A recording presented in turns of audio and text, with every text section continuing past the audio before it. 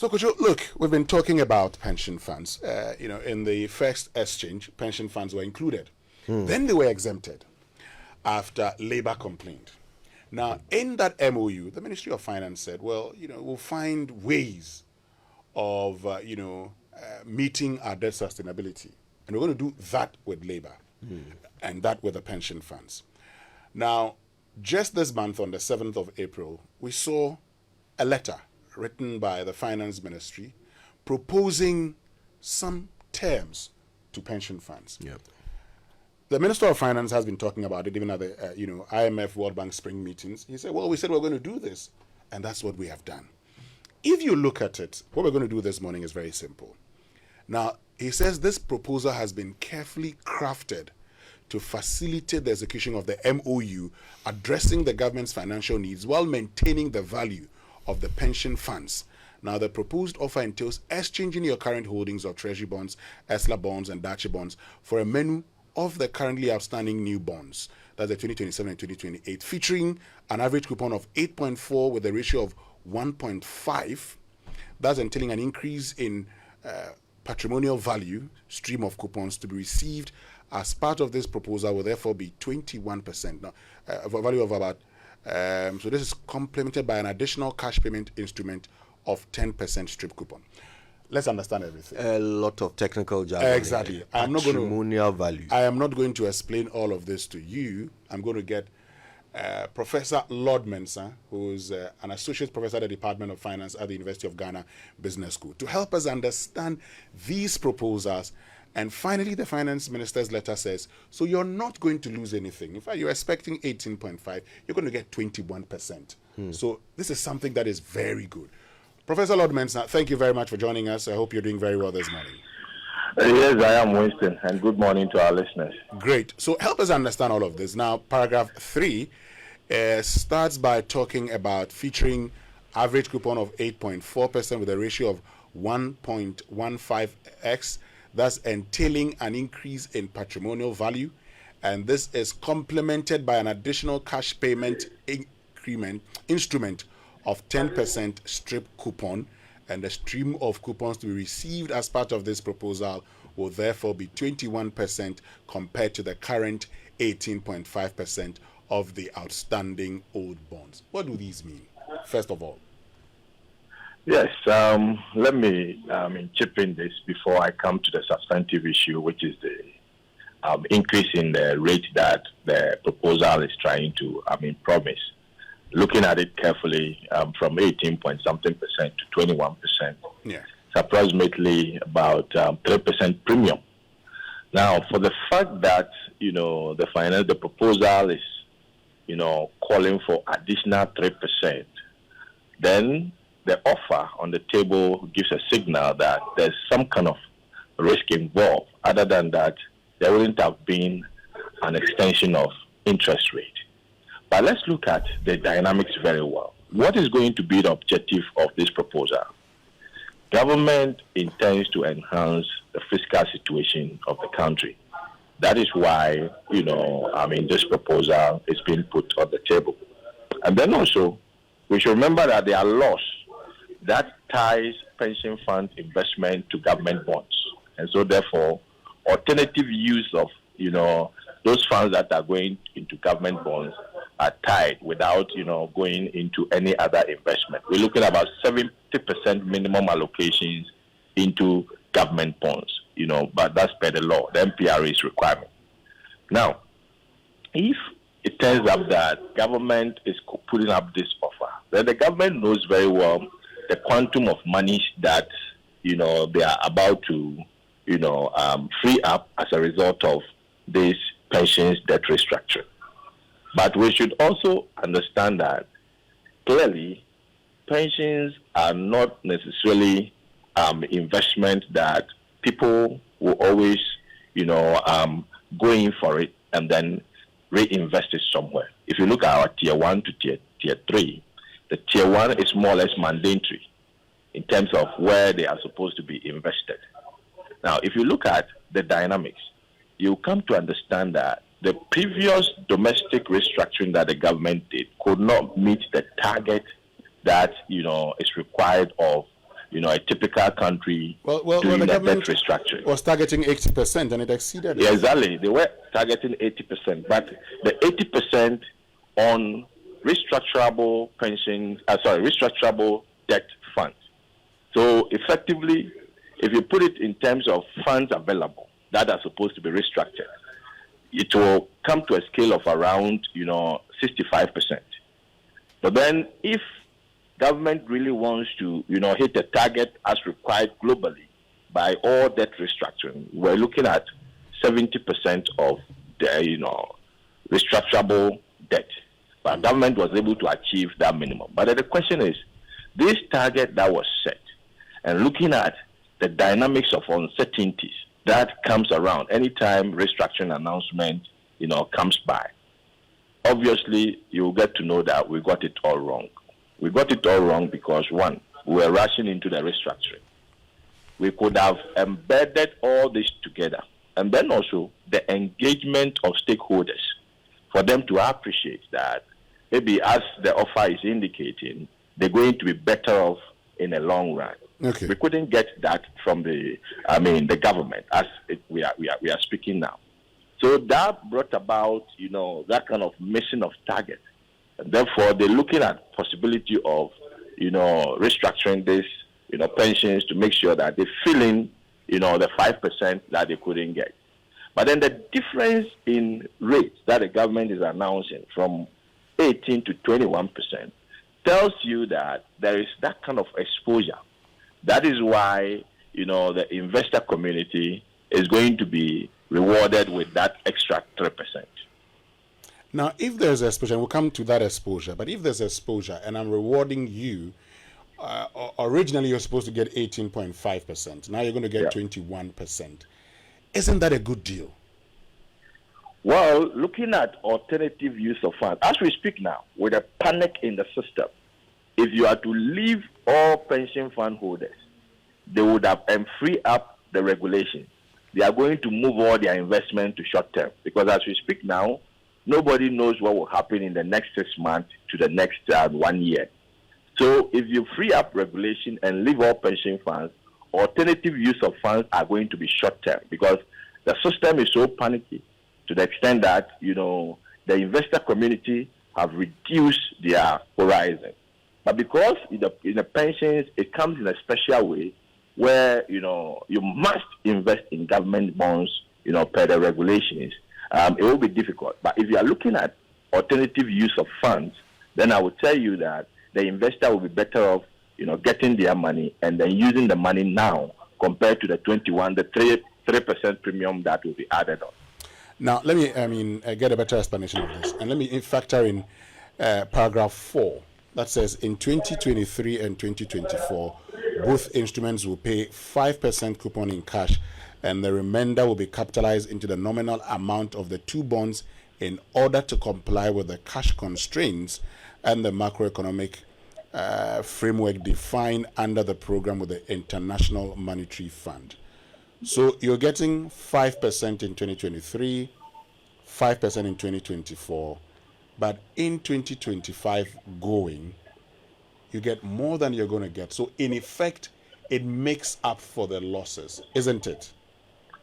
Well, you see, the coupon payment with a new proposal as we speak looks more like the old one. It is backloaded in a sense that you receive little in the first few years, and then later you receive high.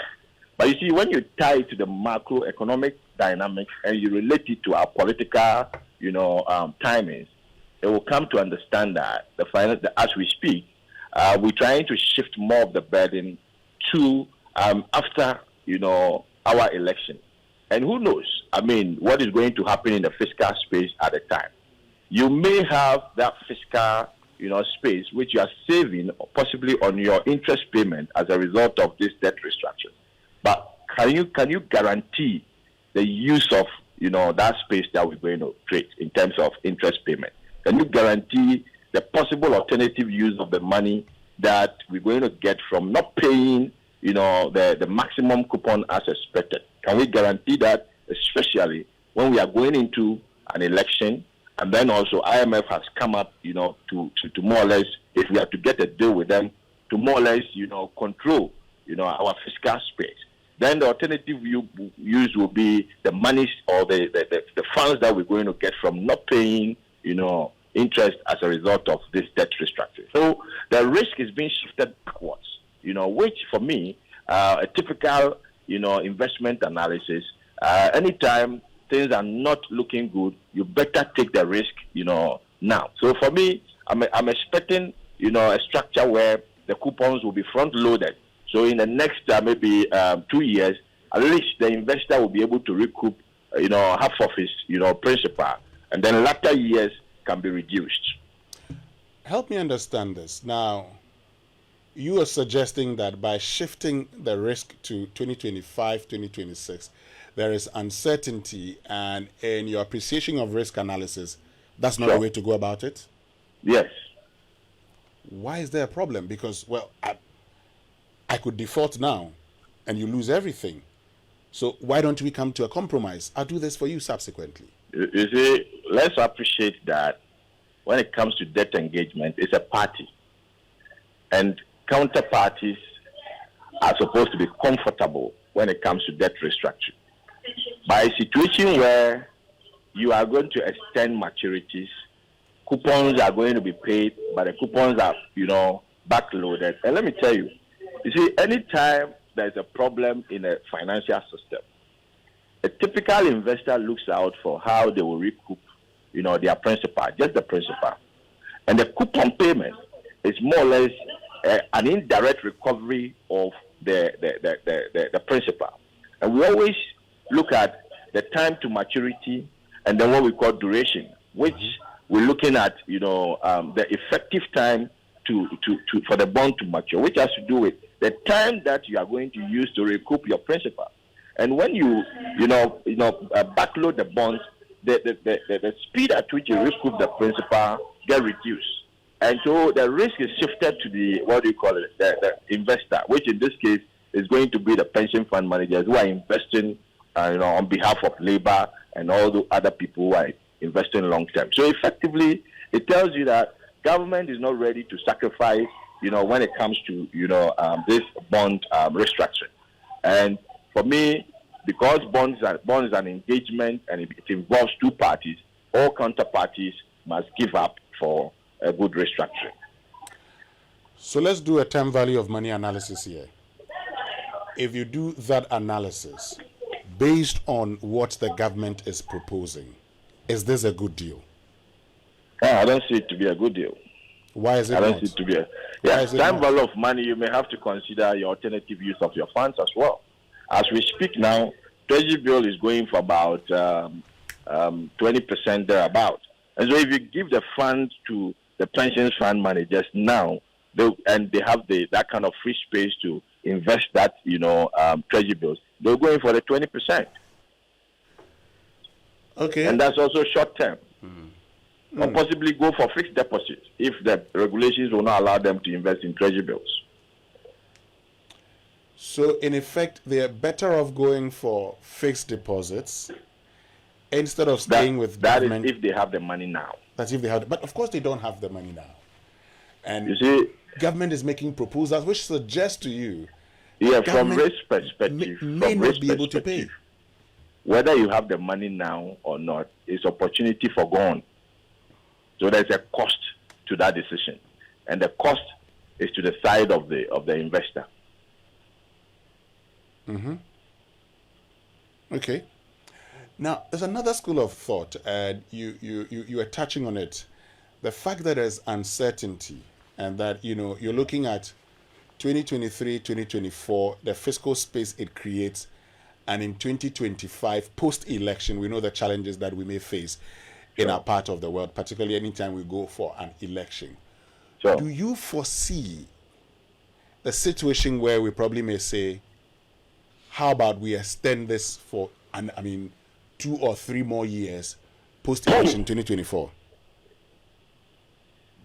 Yes.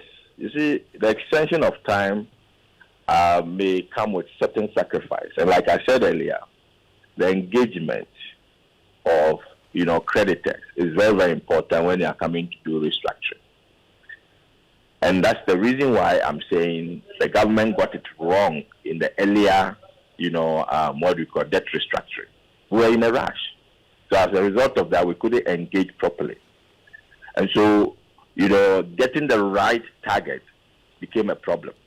But what are you trying to do when you're doing a restructure? You're just creating reallocation and reassignment of your, your balance sheet, more or less looking at the expenditure side and see how you can reduce some payment. And the target is interest payment. Of course, salary, you can reduce it. So, excuse me, by the extension, if you are to extend the time, you have to engage properly. And if you engage properly, I think for pensions, it's a long-term investment, and some sacrifices can be made on that. So, I'm looking at the, the bonds that were issued, the bonds that were restructured, for instance, and you can count, about 40 of these bonds maturing between now and 2028. You've had about 50 of it maturing between now and 2028. Now, that's a lot of bonds with a huge value that could provide fiscal space. But for many of these pensioners, they've raised the issue of the uncertainty should there be a change in government. That's something you would consider in doing risk analysis, wouldn't you? Yes, of course. Political risk is part of it. Yes. And based on that, would you advise the managers of our pension funds to sign on to this agreement? Well, you see, when you look at agreement as it stands now, I will propose that the government should find a way to front load some of the interest payments rather than shifting it backwards. So if they front load it, let's assume that they're going to pay level coupon payment, and we're looking at 10% all through. At least for the next 2 years, the investor community or the bond investors knows that, okay, fine, I should be able to get 20% of my principal cumulatively. Okay, so if there is an exposure, I have only 80% of my funds with government to get exposed. In that case, the exposure has been reduced. But if you say 5%, and it turns out that I still have about 90% of mine. I'm just looking at it in the perspective of the principal alone, not the promised interest, because the promised interest has some uncertainty attached to it. In that case, the investor is going to sacrifice more compared to bond investors, pension investors who are investing in bonds. They're going to sacrifice more. Well, Professor Lord Mensah, thank you very much for joining us this morning. We're grateful to you. You're welcome, sir. Coffee in your cup and Joy on the set. The Super Morning Show is always the best bet on Joy 99.7 FM. Right, so welcome back, and thank you very much for staying with us here on the Super Morning Show on Joy 99.7 FM. So, Raymond, you've heard from Professor Lord Mensah. Yeah. Suggesting that, giving the chance, he wouldn't go for this. Yes. Yesterday, I actually spoke to Secretary and also Professor Sharif Mahmoud Khalid on this same matter. The conclusion I get from them is that it sounds like a good deal on the face of it, but a deeper revelation on it might not be the best of practices you do. Then the key question comes in. We are in a tight corner. So, after getting the very best of deals, that's not what you're likely to get. The difficult, and already we've heard Labour say, no. Some of them have indicated they're not going to go for it. Yesterday, Jampo clarified their closer position as not being opposed to it. As we speak, there's a meeting that's supposed to be happening pretty soon, around 10 o'clock or so. The entire Labour leadership will be meeting to finalize the position and started. The indication you are picking is that they're going to be outrightly opposed to this. So, well, I'm just not sure if Labour pulls out or says we are opposed to it. You remember, previously, it was that same group that got government to say we are standing it out. Yeah. So, I'm not sure what will become of this. Now, without going into the actual details, The presumption to many is that, but I thought people said that we are concluded. You've done 80%, what they call it, acceptance of the offer, and that you have achieved a very high rate of it. That was So, 80, I mean, it's 82 billion out of about 90 something billion. yeah, And not the originally advertised 137 billion. understandably so. But government touted that as some very serious success in the area. So to many people, the conversation about domestic debt exchange is completely gone. This alternative offer is bringing back that conversation as if we have not concluded it.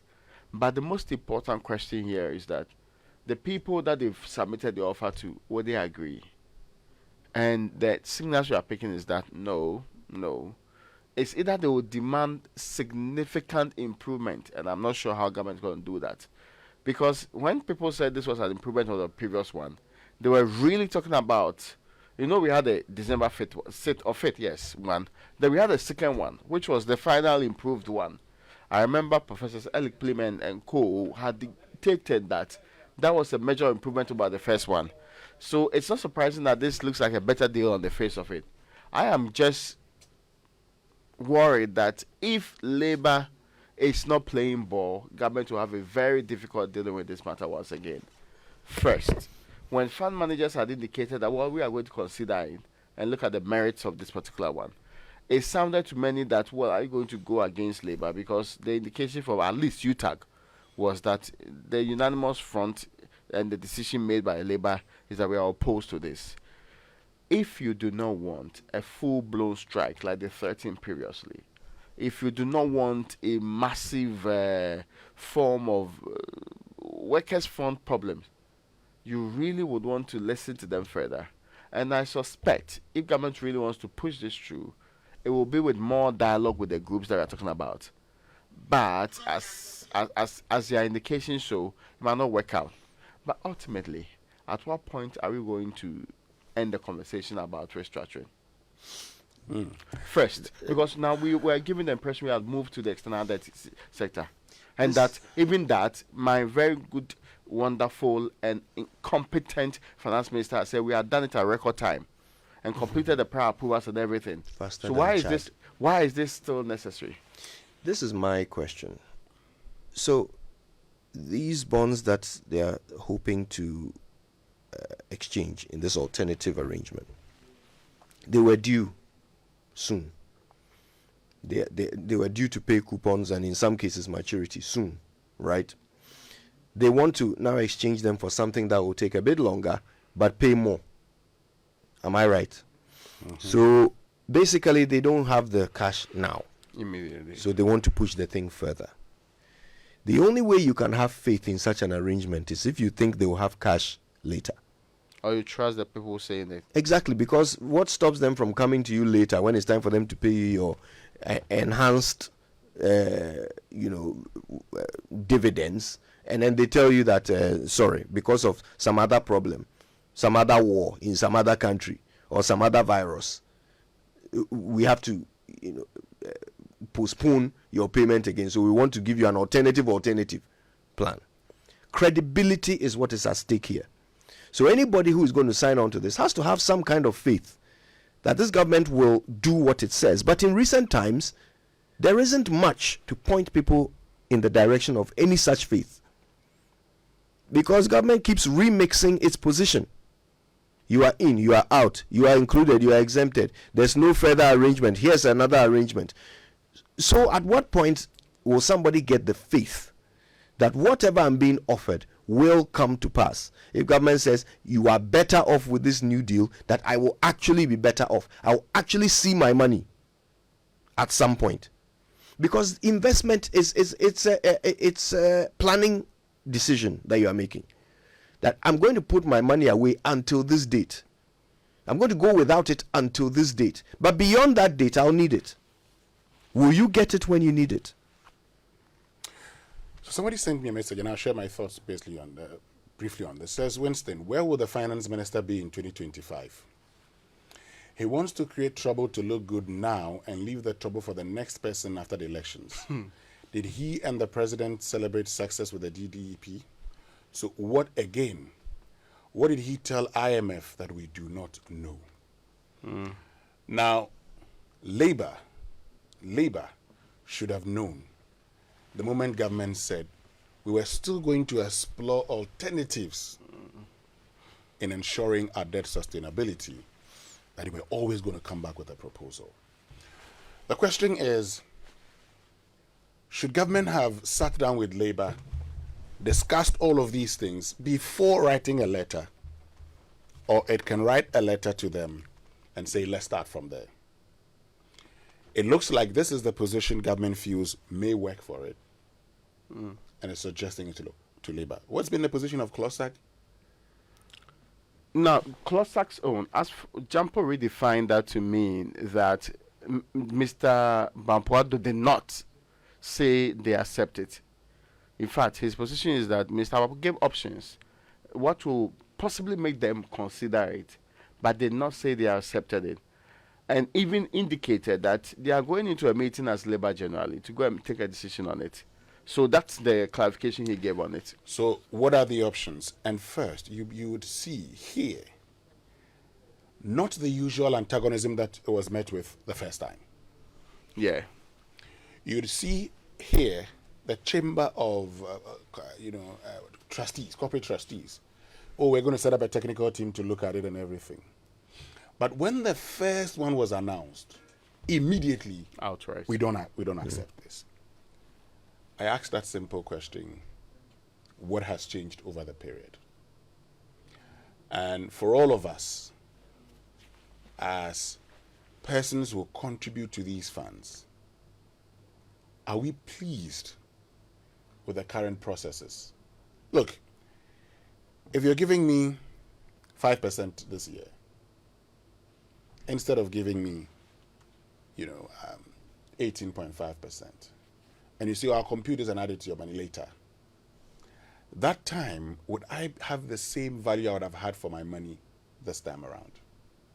Could I have, say, raised additional interest, which I could have added and reinvested and gotten more than I will get with what you're offering me? And my understanding is yes. Okay. But why also is everything hinged on 2023 and 2024? Have we thought about that question? I.e., why is the immediate relief relevant? Yes. Why is the immediate fiscal space relevant? After all, I thought we were looking at a debt to GDP of 55% by 2028. So why don't we spread the burden equally so that by that time we'd be debt sustainable? Why does it look that like everything we're thinking about is mainly 2023, 2024? Now, there are some experts who have made a point that, look, government is looking for fiscal space for election 2024. We have seen the problems that we've been through in this country post-elections. I say it's important to engage, but I still insist that we can do all of this by exempting pension funds. We can do it, or any alternative. We could actually decide that a certain amount of pension funds can be touched, and not all of it. In that case, for instance, Raymond, if you are due for retirement, part of those that have not been touched could be used to pay you. You get it? So it's not just a case of, okay, so wholesale all pension funds. No. Because if we don't do that, I am sorry, we will come back in 2025 right here on this show and say and ask the question whether we made a mistake in accepting without scrutinizing the deal well enough. Will subsequent governments come and tamper with the deal even further? Will subsequent governments come and stick by whatever is agreed today?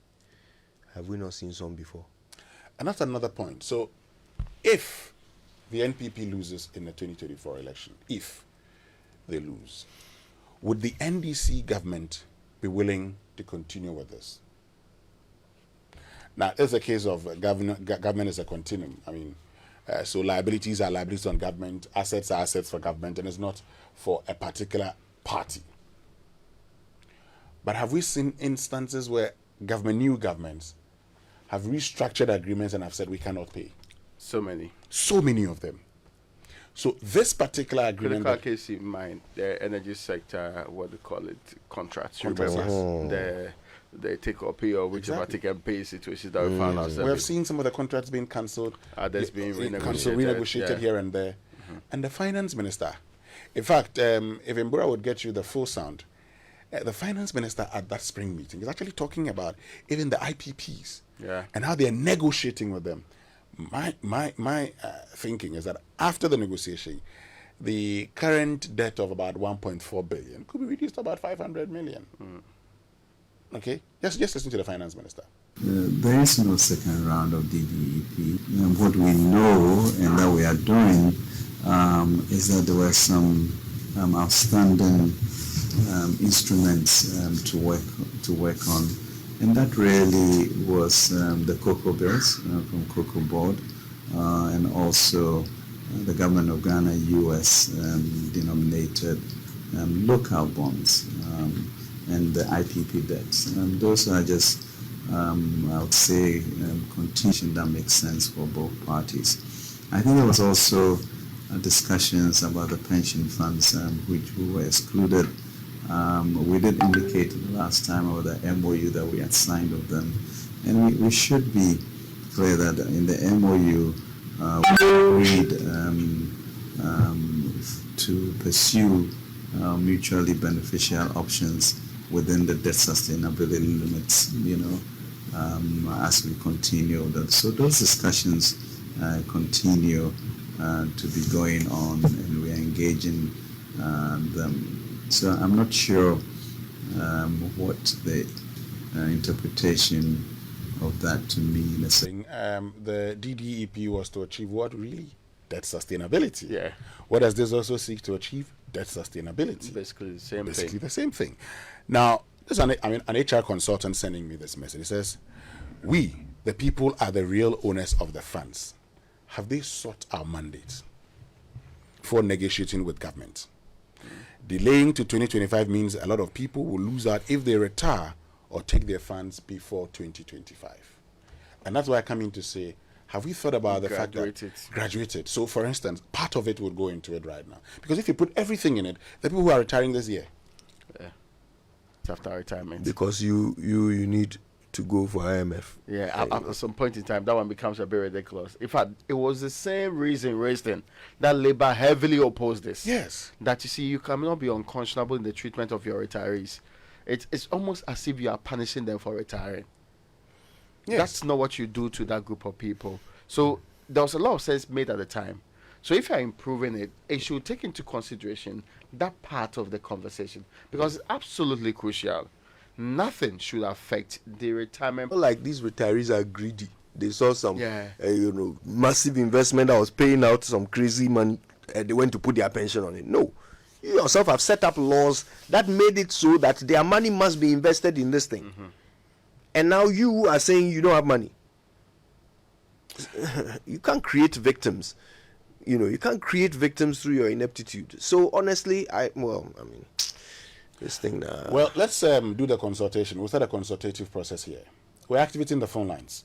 Are you an employee? Now, these are your funds, okay? Pension funds to be part of these alternative exchange program. It's not a debt restructuring. We call it an alternative exchange program or alternative attempt at achieving debt sustainability. Long and short, alternative debt exchange program. 0302216541 055-1111-997. Give us a call and tell us whether or not you support it. And if you don't support it, also tell us why you don't support it. We'd love to hear from you. So give us a call now on 055-1111-997 and 0302-216-5. Great, Manuel. How are you? Well, God is taking care of us. We're fine. How about you? Fine too. Great. Honestly speaking, I disagree. They shouldn't touch our fund. They shouldn't touch our money. Sincerely speaking, they shouldn't touch our money. this government, what are they themselves they're doing? What course are they cutting? What course issue? And then that's they started. They feel like they will not hand over power, and so that is what they wanted to do. It is not because they need the money to develop this country. Please, they shouldn't touch our money. They shouldn't touch our pensions. And this signal should go to those who are in charge there, the trustees. They should hear it and hear it very clear. We some people are not. Kofi, good morning. Hey, good morning, Winston. How are you? I'm fine, Kofi. How about you? Yeah, I'm fine. I hope handsome Kojo man is doing fine. Yeah, he's handsome Kofi. Yeah. You see, current any program at all. They told us that our economy is in this state because of COVID and Russian-Ukraine war. If you know all this, why is it that saying this? Why don't you give the government the program straight away and stop this back and forth thing? I don't think that they will give us any program because John Mama and Setewe went to IMF. Now we have competent president and competent finance minister, and look at how they are struggling. Is Dr. Baumia in town? Let somebody tell him that he should come and tell us why. The debt sustainable to achieve an IMF program. The IMF is very clear on that. So you just don't go and say, I need to get onto a program and they put you on a program. If you're not debt sustainable, I'm sorry, but you have to forget it. Anna is in Dansoman. Anna, good morning. Good morning. Just consider the finance minister. What we've been going through this debt exchange program. And I will leave it to the pension fund managers to decide. Because whatever he says, how bondholders who have been sacked from their workplaces, who are redundant and have invested their money are suffering. And you come back with another deal. So look at what is trending, what was trending before. And ask yourself, the pension bondholders who were told they've been exempted, yes, and they've still not been paid their monies. No! They've not still been paid. And even us, bondholders who are redundant, at home, looking for money for our daily activities, daily transactions, have seized our money. No coupons, no principal, and how do we even survive? People don't know the intensity of this thing. If they really know how people are suffering every now and then, so even when we are suffering, we suffer till we die. People are truly suffering. People will be calling, have your coupons been paid? Instead of them to call on air and talk so that the nation will see how they you know? I don't. So me, I'll just say that they should look at what he says before they enter into any deal with him, because he's not a trustworthy person. Anna, thank you very much. Anna from Dansoman. Let's go to Anya. Samuel, good morning. Well, I retired about a year ago, and I put my money into government bonds. The first year was paid to me. The second one, I'm due, and the money has not been paid. Even though I did not join the debt person program, the government permits people to put their money into that system. You have to think proper, because I don't think it's a good option. I don't think it's a good option at all. You say, Samuel, when you say they should think properly, are you suggesting? They were saying it's optional. After they say the pensioners are exempted, is it not so what they said? Yes. They say we the pensioners are exempted. When we went and pick it at the ministry of arms. Last year we say we are the old boss, so they should have paid our coupons to us. You understand? So that is the issue. So if I'm to start now and collect my money, I will not go and put the money into bonds or what I do. If I have to have retired now, all the money that I have, I put for those who are retired or those who are taking offers for 5 years or or what I do. So if I'm to retire within the next 5 years, I will not allow my money to be put into that. That's all that I'm saying. Okay. I worked for 5 years and invested my money into the post. And now I do the 3 years bond. So it will end in 2025. Okay. So only the first year coupon has been paid to me. The second year coupon has not come. All right. Thank you very much, Samuel from Anya. Let's go back to Kumasi. Benjamin. And my greetings to Kojechu. Hello, sir. How are you, Benjamin? I'm doing very well. Please, is Mama not around? She's not around today. She'll be with okay, us tomorrow. Right. Let me go straight to my point. Sure. The thing is that they don't have to, because if you want equity, must come with a clean hands. So if you really say that you want these things to be people to help so that we'll solve it, then you should lead. But whether you are front.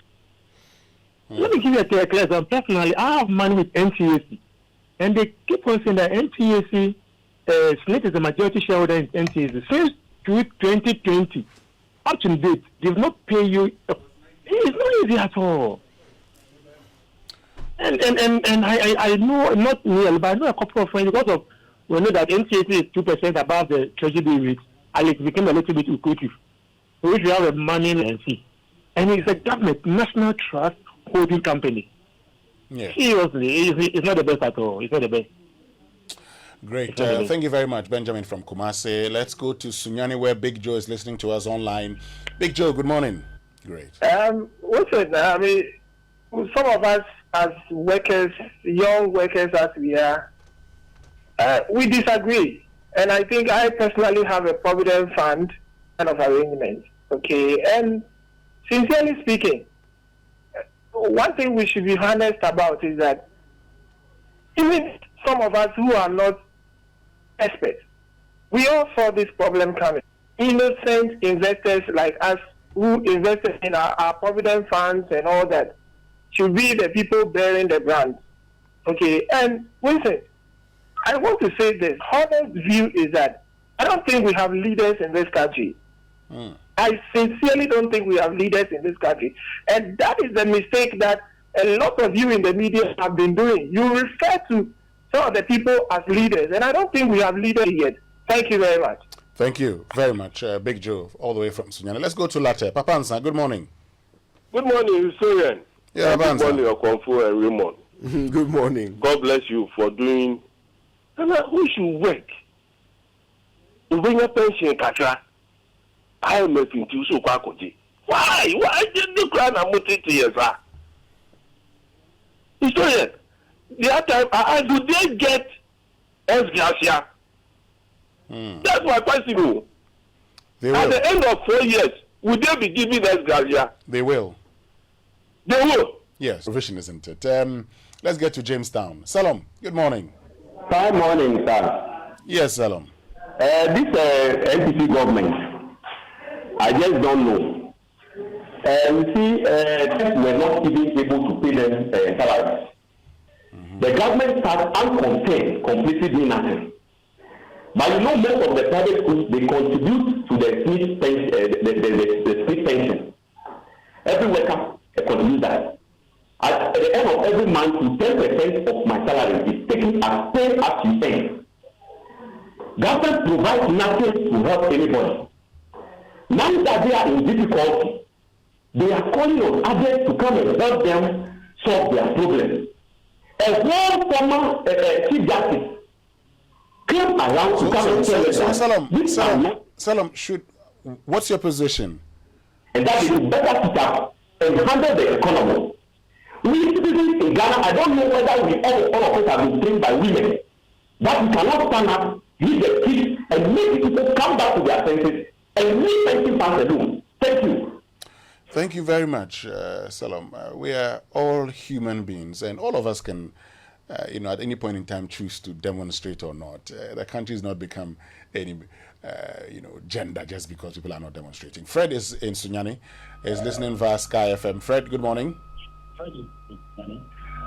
The exchange. Hi, Fred. Yeah. I am asking you whether you want your pension funds to be part of the proposed alternative exchange. Why? But the issue is, why should something that I have worked for, which I stand to benefit from, affect me? We have all contributed to this, and in a way, we have already been affected, and we are going to be affected the more. We have unions who are leading us as workers. When the politicians our money in so many unnecessary things, do we have unions who speak up for the workers? This is started not from today. There are things going on in this country that unions are not talking. I work in the health sector. We were told that money, the insurance money that is set up for the worker, which no worker, I know a colleague who passed away, that the family have not benefited anything. How many of the unions in the health sector have spoken on behalf of pension funds? Are you aware that tier 2 workers, tier 2 funds since last year, May or June, has not been paid as of this date to the fund managers? Are the unions talking it or not? It is already being used. All right. Fred, thank you very much for joining us. You can also join us on 0302-216-541 or 055-1111997. This one is just a very simple question. I want to find out from you whether you would want your pension funds to be part of any debt exchange program, where it is an alternative program aimed at ensuring that, Ghana. Francis, good morning.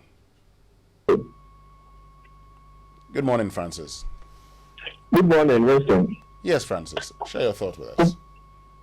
Hope you're doing well. I'm fine. Hope you're fine too.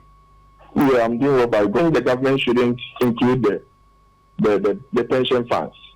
And for me, it is happening to me. The commission that I worked with, they have a provident fund scheme for the workers, and our provident fund was due last year December. It was our savings, the bonds that the fund managers bought with our money, that they float over it.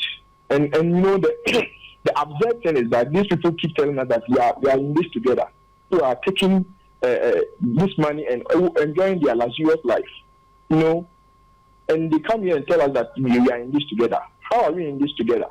We plan for. All right. Thank you very much, Francis. Let's get to East Legon now. Gershon, good morning. Good morning, Simon. Yes, Gershon. It's been a long time. Yes, long. The time John Mahama is after we're going to IMF. You did not say this kind of stuff. You did not even hear much news about all this thing.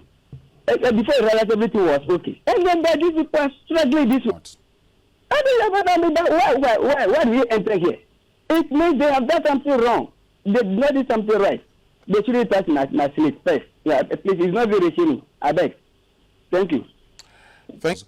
Join us on 0302-216-541 and then 055-1111997. Tell us you want your pension funds to be part of the exchange program, alternative exchange program, or like me, Teshi, where Martin is. Martin, good morning. Hello, Martin. Yeah, good morning. Good morning, Martin. Yes. Again, I think that we have a lot of resources that could be used in exchange for anything that we want. In the first place, if we want to do anything, the best thing is to do like what Kufuor did, build dam with Ghana's cocoa, exchange some of our resources, can help increase our productivity and pay for our debts and any other thing. For me, going for pension fund is not the best thing to do. That's all that I wanted to draw attention to. Thank you. Pension bondholders were exempted. Individual bondholders who didn't want to be part were exempted. And so in taking decisions now, people should just think about these. The fact that even those who were promised exemptions today are struggling